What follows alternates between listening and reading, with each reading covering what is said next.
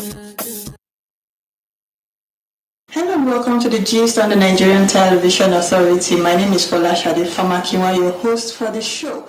On the Gist today, I'll be looking at with my guest, and I will get to introduce you to her in the course of the program. But first, let me introduce the topic to you. We'll be looking at the strategies to keep kids busy during the summer holidays.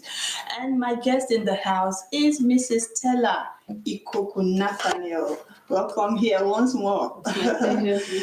Right, so she is the CEO of Precious Metal Empowerment Center. And like I said earlier, the topic is a very interesting one. The summer holiday is the longest in the academic calendar in Nigeria. So what are the strategies that one can use to keep them busy, the students on holiday? Okay. Well, the common thing parents do these days is just to push them off to extra lessons, which to me is just like an appendage or an extension of their regular school. Other activities they could be engaged with, that could also come up as extracurricular activities that can expand their learning and expose them to other aspects of building their intelligence quotient. Now, there are a lot of credible organizations out there who are organizing summer boot camps. Children can be enrolled in such programs.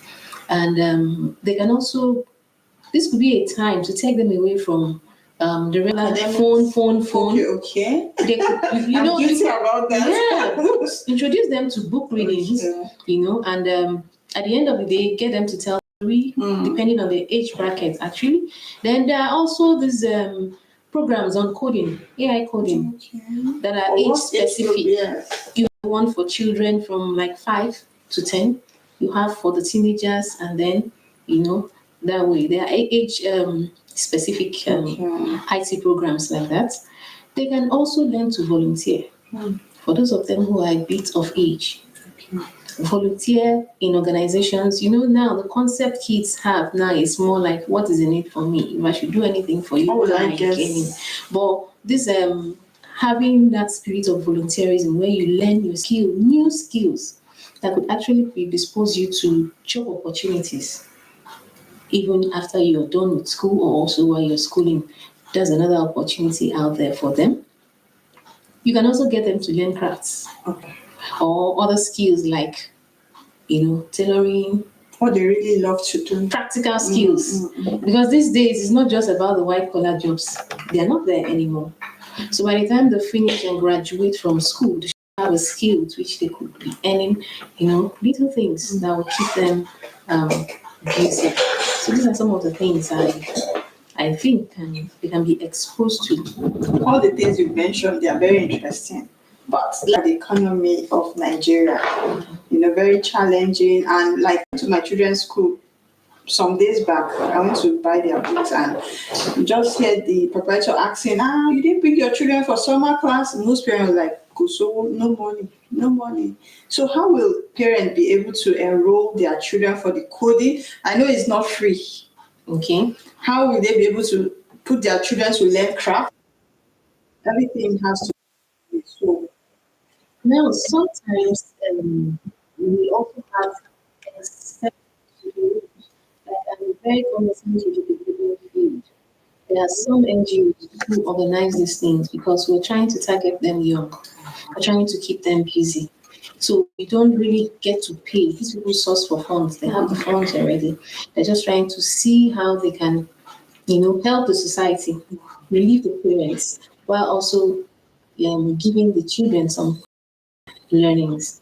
So it's just about exploring, trying to find out, and they are all around us. It's just getting the right information. Exactly, information is key. Yes, these ones don't demand a thing. Even some churches and religious houses. So they don't demand anything from the parents. How is it to keep the children occupied? The extra lessons that we're talking about, they have to pay. Yes. Even though it's not much, I have a parent, expressing her view like 5,000 naira. They're looking at the transportation, taking them to our schools, then you feeding. They have to feed something alone. But for these other organizations, I think we need to be It's just about exploring and getting information. Okay, so looking at the security challenges of Nigeria, when I was growing up, nobody was scared of going to neighbor's house to play, to learn things. But now, who do you entrust your kids to? That's why, Sometimes when you explore some groups or check the internet, you see visitations. Going for holidays. I don't subscribe. Boot camps are safe actually depending on because the organizers. the credible organizers will put modalities in place to ensure that those children are checked. They actually have house masters and house mistresses that guide them. But that of visiting Relatives. relatives are kind of far off. Okay. Even family members. Wow. You just don't feel safe, especially Anymore. it's not just about the girl child these days. Even the boys are also exploited. So that's why for me, that is no, that could have been way before Time now, passed. but not any longer. And then in a situation where such a parent doesn't have the right information, don't have the funds, they can also subscribe to using that opportunity to bond with the children. Okay. Whatever it is you're doing, take the children along with it. That's the time for you to get to draw out what is on their mind. That's the time for you to get to know what has been happening all the while they were in school. While they were in school, it was only the teachers that were saddled with that responsibility. And now is the time they have with you. Explore it. Get to share history with them. Let them get to learn so many things they never had the opportunity to do with you because 7 o'clock they have to be in school. While they're back, they're already There's an extra lesson. There's an extra lesson. And they're coming back with homework. By the time you're done with the homework, it's bedtime. So you don't really get to have time out with your kids. So that's another way that is not it's not demanding financially. Whatever it is you're doing, take the child along. Most of the establishments where we work now are child friendly. They let you bring those kids, especially during the holidays, for as long as you can manage them. So that's perfect. But the thing is, for some working class, like I have kids, and by the time I bring, Exactly. and when your boss is saying that too often, so how do people like that cope? So that's where it's basically that's basically the situation with women. Yes. And that's where I subscribe to the children's lullaby. Mommy is an angel. That's true. You just have to have that your superhuman form. Bring it to play. What I do is I have an agreement with them. We'll have a little chit chat at home. What are you going to do while I'll be at work for you not to distract mommy? Okay, that is when mommy gets her pay. That is when she gets the pay, she takes care of your demands, whatever you want. So what do we do? It becomes a discussion. So you see the idea, okay, I'll take my book, I'll read this, I'll do that. Or okay, after a while I can take a nap but there will be that agreement that distractions will be And they'll have minimized. it afterwards. Exactly, you get it now. So that way, once in a while, there will always be kids. They want to throw tantrums while you remind If them. I have a guest, she's a woman, and she brought her kids for my show. Okay, my kids were here. She brought two very active ones. When they came, they were already trained. I don't know how do I cook. I said, don't worry, they have my partners in my office. By the time they got to my office, they didn't want to go back into it. They enjoy themselves. That's true for you. So, coming to consumption of fish during this summer holiday, something. Let's talk about that. In fact, you just don't have any other option than to make provisions for that while also trying to control it. Okay. So for me, what I do is it's a discussion thing because children of these days, you don't impose things on them. Okay. Get them to talk and then push it back to them like, so what are we coming out with? What are we agreeing on? They get to tell you. So they must have a say. They get to tell you we usually have 2 breaks in school. Okay. And what time? 30. The next one, 2 o'clock. Okay, can we walk around that?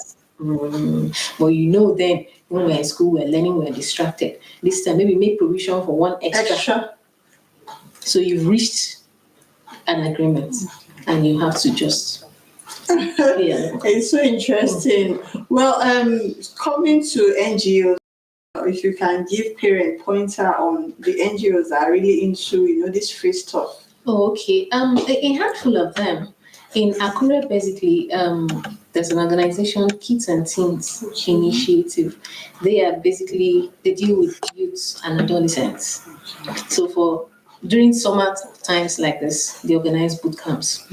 They also have a youth-friendly environment for those who live around the area where they make available snookers, Something to keep them busy. yes, building blocks and all that for the children. Then apart from Kids and Teen, there are also other organizations that they might not really have that at their scope, but if they figure out that there are parents who need such assistance, they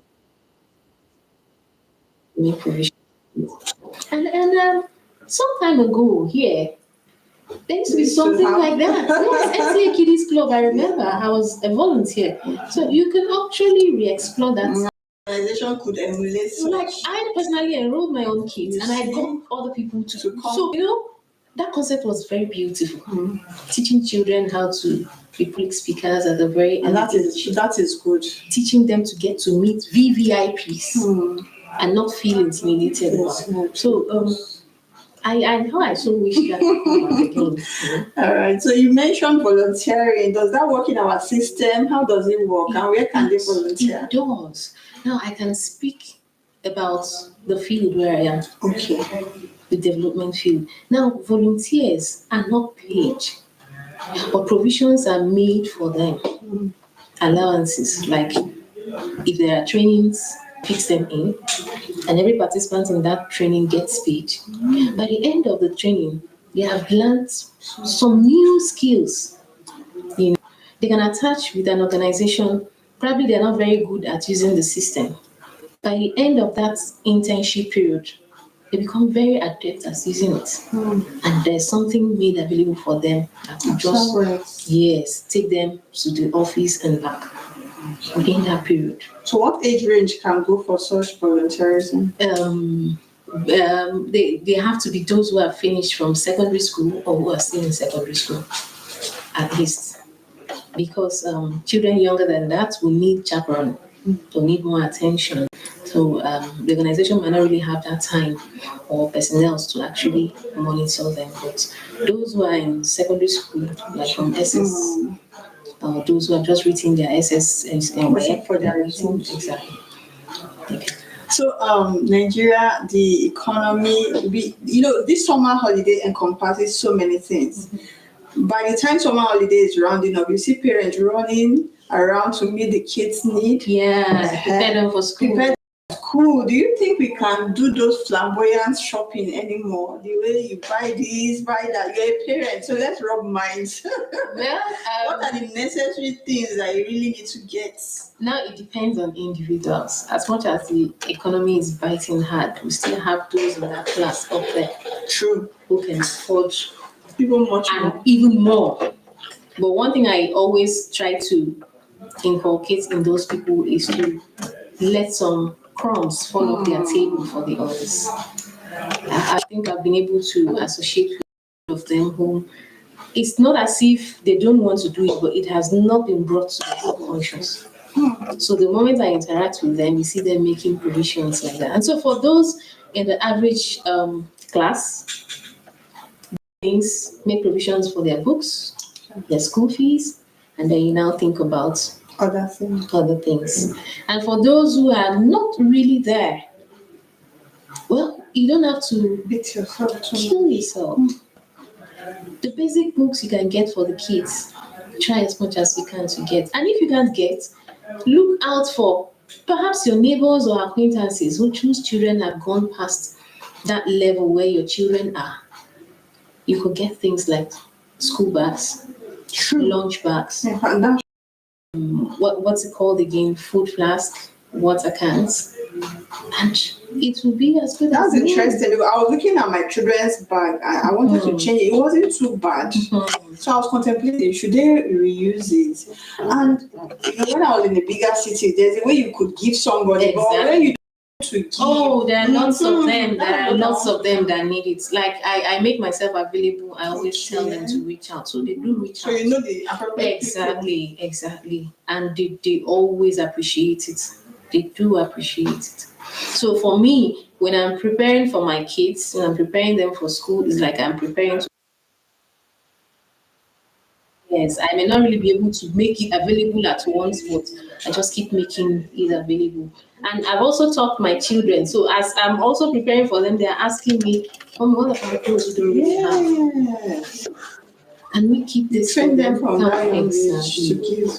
So that works. Even worse, it works. Okay, so your NGO, you have an NGO. Yeah. So that's interesting. So now I would like you to advise the parent, the kids also during the summer holiday, how they can conduct themselves. For the kids, remember you're being cared for by parents or a parent who is going all out to sacrifice his or her time, sweat, and money for you. So give them a reward for their efforts. Choose your associates wisely. This is a period where you get exposed, you get to meet the good, the bad, the ugly. Form the habit of always having open conversations with your parents. They're there to guide you. You might be too young to be able to decipher who is good for you or not as an associate. But if you come home and explain, have this heartfelt conversation with your parents or your parents, they will be able to guide you properly. Don't forget that they are sweating it all out for you, so you have to give them a word for their efforts. And for the parents, well, no matter how difficult it seems, don't relent. You're sowing a seed for the future. And it's a promise that when you put in your best and ask God to help you and support you, at the end of the day, looking back, you're going to look at all the efforts you made and you will give yourself a relief and say, thank you, God, that you did your best. It's been a pleasure having you here. I've been able to learn myself because I'm a parent, and I hope you guys at home are able, to take something home. Don't beat yourself too hard. If you cannot afford to do all the shopping, just do what you can. And of course, everything will get better at the end of the day. It's the gist. And my guest has been Mrs. Stella Ikoku Nathaniel. Thanks for always being here. Thank you for having me. All right. So I urge you to join me same time, same station for another bumper package. Until then, I remain Fola Shade for Makiwa. Bye for now.